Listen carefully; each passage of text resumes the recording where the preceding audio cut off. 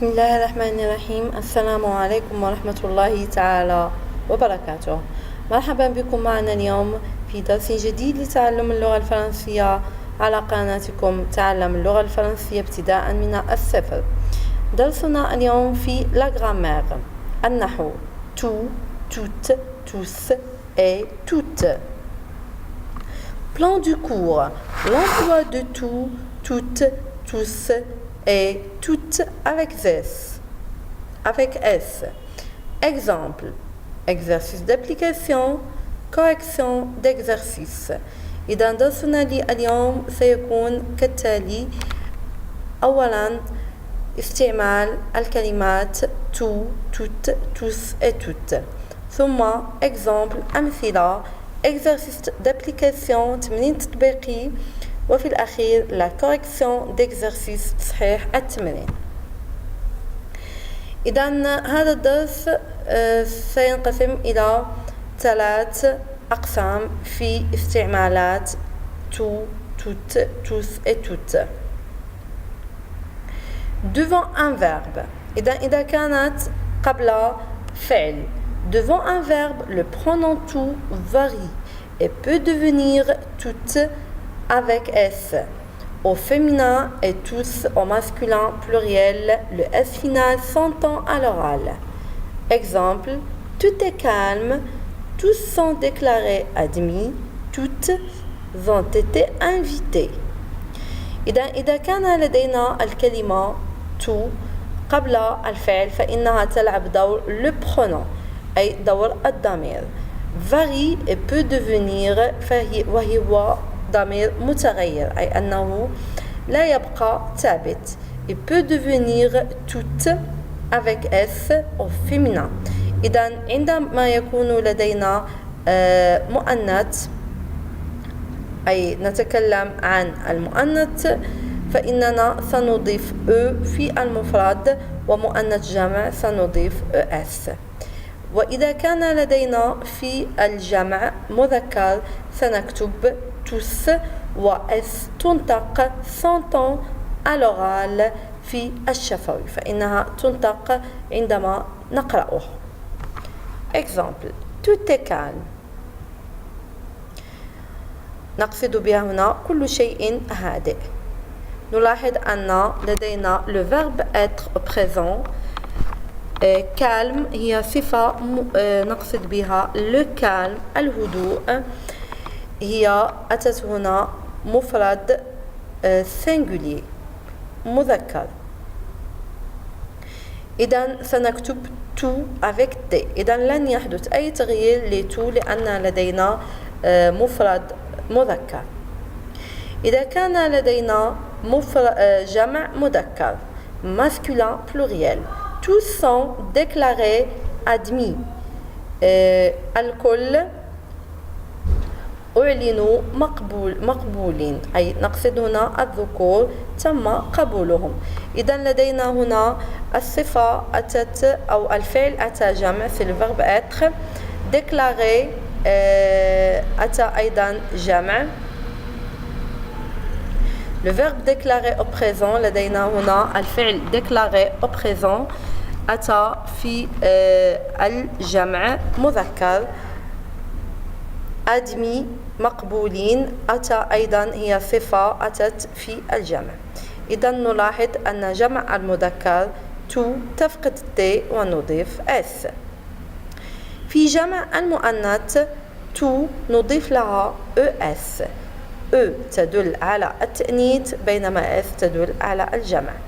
toutes ont été invitées. إذن كلهن كانوا مدعوات.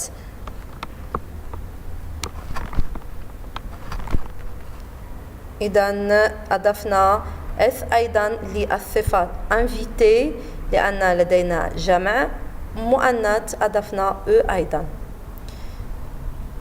إذن tout devant un verbe لا تتغير إن كانت قبل الجمع مفرد. تكتب tous إذا كانت قبل الجمع مذكر، و تكتب على شكل توت نضيف لها اس إذا كانت جمع مؤنث أو توت بدون اس إذا كانت مفرد مؤنث.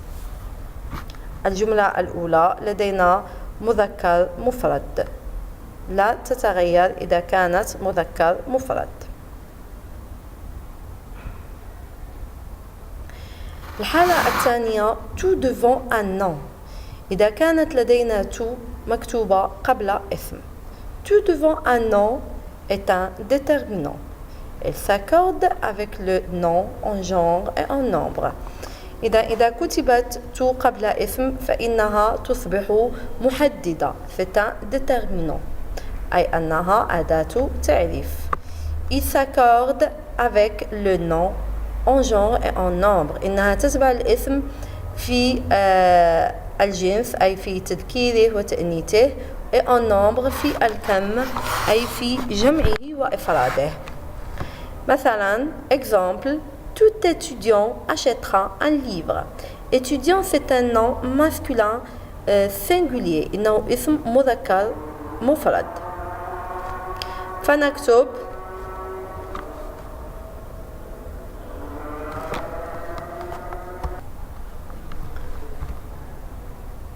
tout étudiant achètera un livre. étudiant c'est un nom masculin singulier إذن هو اسم مذكر مفرد. tout كل طالب سيشتري achètera un livre كتاب. يمكن on peut remplacer tout par chaque étudiant. إذن يمكن أن نغير tout étudiant par chaque étudiant أي كل طالب. إذن بما أن الاسم le nom أتى هنا مفرد مذكر فإن تو لا تتغير. نمر الآن إلى نفس الجملة ولكن استبدلنا étudiant طالب واحد بالجمع. جمع étudiant هو les étudiants أضفنا s. إذن تو ستتغير فتصبح tous. Alors tous les étudiants achèteront un livre parce que les étudiants sont c'est un nom masculin pluriel هو اسم مذكر جمع. إذا استعملنا صيغة المؤنث les étudiantes الطالبات استعملناها في الجمع. طبعا لاحظوا أن لدينا les الجمع ولدينا s أيضا تدل على الجمع. l'article définit les أداة التعريف les في الجمع ولدينا أيضا s في آخر الاسم. إذا سنكتب tout نضيف es e تدل على التأنيث و s تدل على الجمع.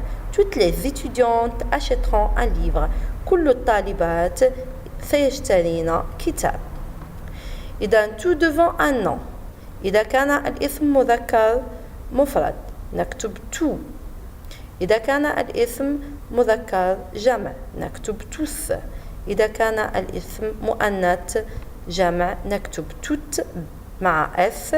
وإذا كان مؤنث مفرد نكتب tout بدون s. نمر الآن إلى الحالة الثالثة. Devant un adjectif féminin qui commence par une consonne ou un h aspiré, l'adverbe tout se met au féminin et prend le même nombre que l'adjectif. Devant une voyelle, elle reste invariable. إذن هنا لدينا حالتان. إذا كان تو قبل صفة مؤنثة. إذا كان قبل صفة مؤنثة سيدل أن الجميع أن تو ستصبح توت أو توت بأس أو بدون أس حسب الإفراد والجمع. المهم أن علينا أن نضيف أو ولكن هذا غير صحيح. لدينا حالة استثنائية. Devant un adjectif féminin qui commence par une consonne ou un h aspiré. أي إذا كانت الصفة تبتدئ بكونسون أي حرف صامت مثل K, L, M, N, S, T, R. هذه الحروف نسميها حروف صامتة. Ce sont des consonnes. ou H aspiré أي أن H لا تنطق. نقول H aspiré عفوا أي أن H تنطق وليس لا تنطق لأن الH التي لا تنطق نقول لها H muet.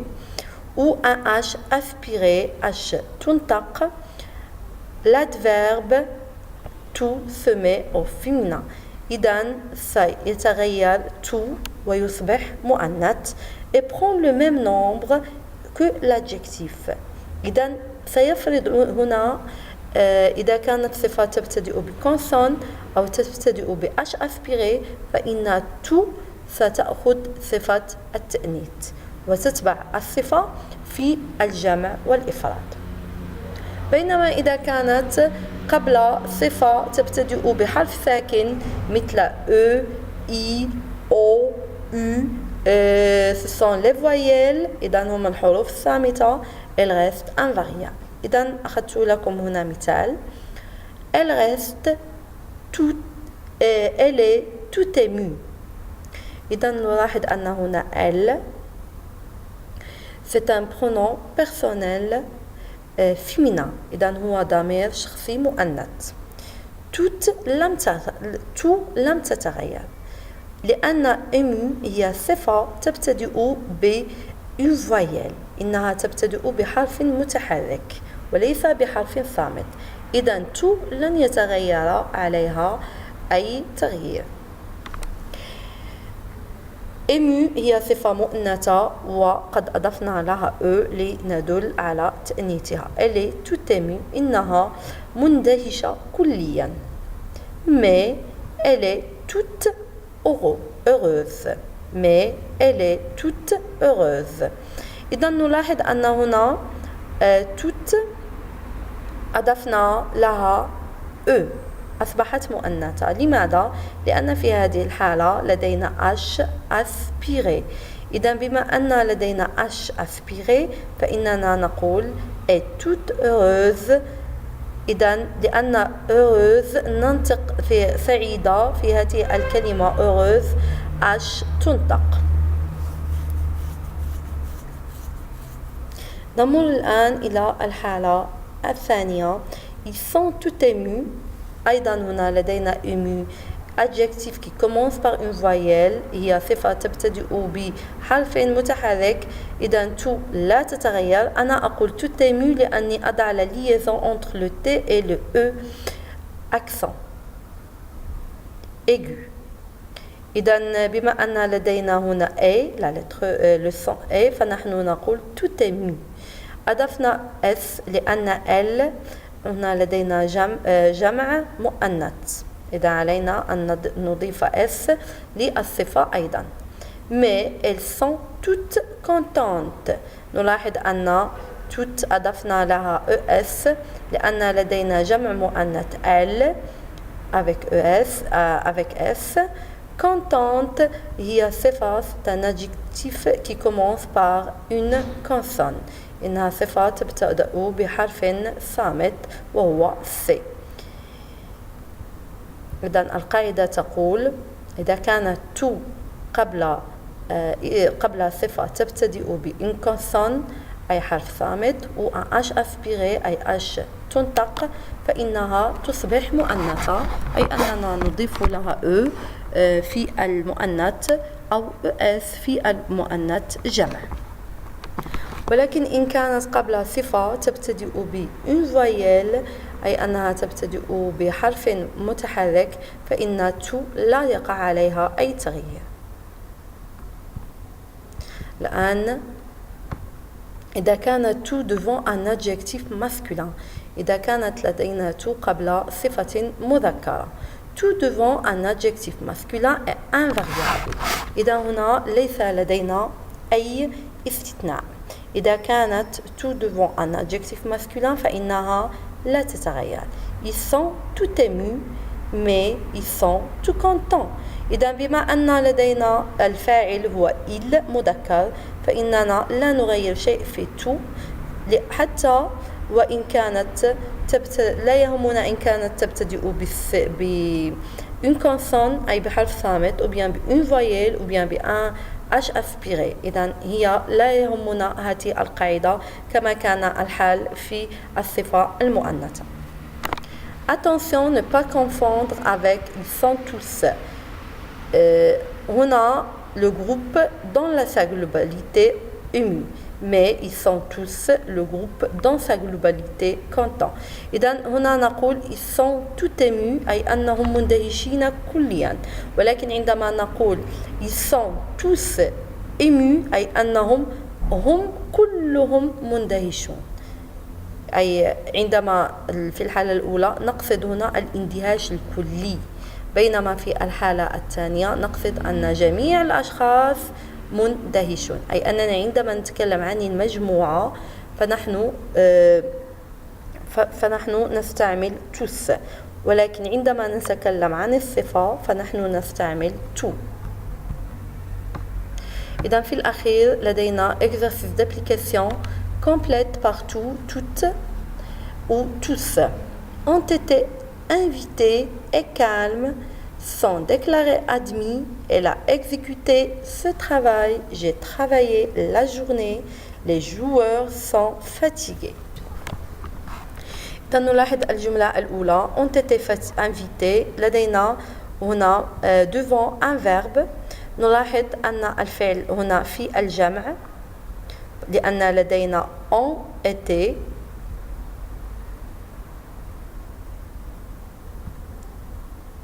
C'est le verbe avoir au présent. ولدينا invité هي صفة مؤنثة في الجمع. إذن سنقول toutes ont été invitées. كلهن كانوا مدعوات. الآن نمر est calme. إذن سبق لنا وأن رأينا هذا الجمل في الأمثلة. est calme نقصد كان هناك هدوء أو الكل هادئ. On dit c'est le verbe, on a le verbe être au présent إنه في المفرد. calme هي صفة مذكرة. إذن سنستعمل tout était calme. كل شيء كان هادئ. tous sont déclarés admis. Ou bien سنكتب tous sont déclarés admis لأن لدينا هنا جمع مذكر. لأن déclarer le verbe déclarer au passé composé أتى في الجمع مع s أي أنه جمع مذكر. إذن سنستعمل tous sont déclarés admis. إذن الجملة الأولى والثانية والثالثة تو أتت قبل الفعل devant un verbe أي ما تعرفنا عليه في بداية الدرس. الآن لدينا ce travail la journée. إذن هنا تو ستأتي les joueurs ستأتي devant un nom ستأتي قبل اسم. إذن لدينا ce travail هو اسم مذكر مفرد. ثم لدينا la journée هو اسم مؤنث مفرد. les joueurs هو اسم مذكر جمع. إذن elle exécute ينفذ ce travail. Elle a exécuté ce travail. أنه نفذ هذا العمل كاملا. Elle a exécuté tout ce travail. إذن devant un nom singulier قبل اسم مفرد مذكر tout لا تتغير. Elle a exécuté tout ce travail. لو كان لدينا جمع ces travaux لكتبنا tous ces travaux. جمع un travail هو les travaux. Elle a exécuté tous ces travaux. ولكن هنا بما أن لدينا مذكر elle a exécuté tout ce travail. إذن tout لا تتغير لأنه مفرد مذكر. J'ai travaillé la journée. إذن هنا لدينا مفرد مؤنث طبعا سنستعمل toute. J'ai travaillé toute la journée. اشتغلت كل اليوم. إذن les joueurs هو جمع مذكر sont fatigués. اللاعبون كل اللاعبون هم متعبون. tous les joueurs sont fatigués. لأن لدينا جمع مذكر سنستعمل tous. La correction est la suivante. Toutes ont été invitées. Tout est calme. Tous sont déclarés admis. Elle a exécuté tout ce travail. J'ai travaillé toute la journée. Tous les joueurs sont fatigués. إذن أتمنى أن تكونوا قد فهمتم الدرس. أستودعكم الله وأدعوكم لمشاهدة الفيديو وإعادة التمرين، مشاركته، وضع إعجاب إن أعجبكم، كتابة تعاليق، الاشتراك في القناة إن كنتم جدد علينا. إذن أتمنى لكم النجاح والتوفيق، والسلام عليكم ورحمة الله تعالى وبركاته.